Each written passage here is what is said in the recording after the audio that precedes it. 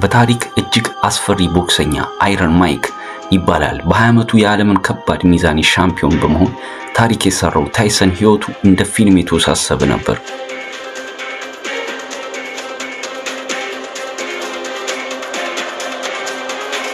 ከፍርሃት የተፈጠረው ታይሰን በልጅነቱ በጣም ፈሪና የሚናቅ ልጅ ነበር።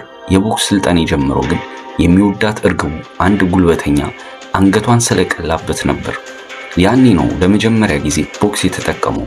ዛሬም ድረስ ታይሰን ቦክሰኛ ሆንኩት ሰውን ስለማከብር ሳይሆን ሰውን ስለምፈራ ነው ይላል።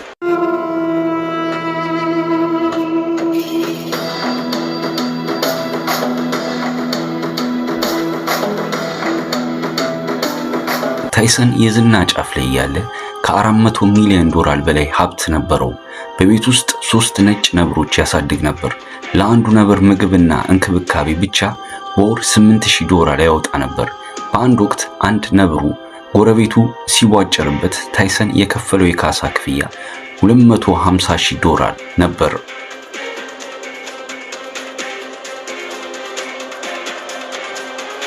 ታይሰን በቦክስ ሪንግ ውስጥ እጅግ አስፈሪና ተፋላሚ ነበር።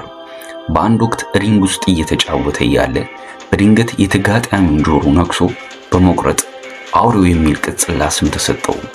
ያኔ ታይሰን በቁጣና በሱስ የታወረ ነበር። ይህን ክስተት የስፖርቱ ዓለም ያስደነገጠና ትልቅ ጥቁር ጠባሳ ጥሎ ያለፈ ነበር።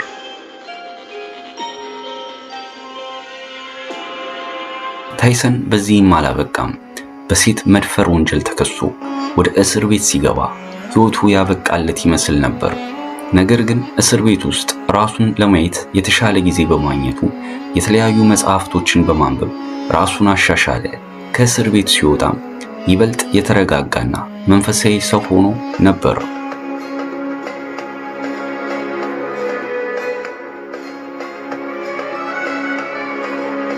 ማይክ ታይሰን ያን ሁሉ $400 ሚሊዮን አጥፍቶ በ2003 ኪሳራ ውጆ ነበር።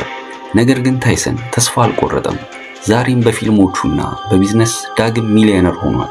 የዛሬው ታይሰን ስለ ትህትና፣ ስለ ፍቅር፣ ስለ ስነ ልቦና የሚሰብክ መልካም ሰው ሆኗል። የማይክ ታይሰን ከታዋቂ ንግግሩ እንዲል ነበር፣ ሁሉም ሰው አፉን እስኪመታ ድረስ ትልቅ የሆነ ዕቅድ አለው የሚለው ንግግሩ በብዙዎች ዘንድ አግራሞትን ፈጥሮለት ነበር።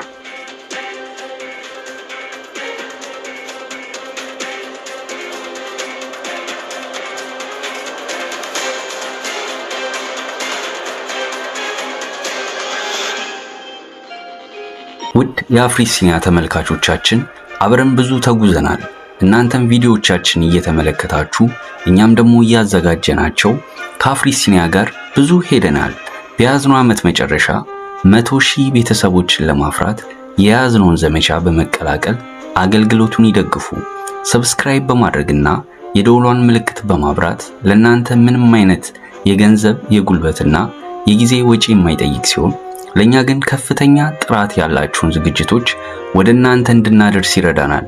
አሁኑኑ ሰብስክራይብ በማድረግ ይተባበሩን። እናመሰግናለን።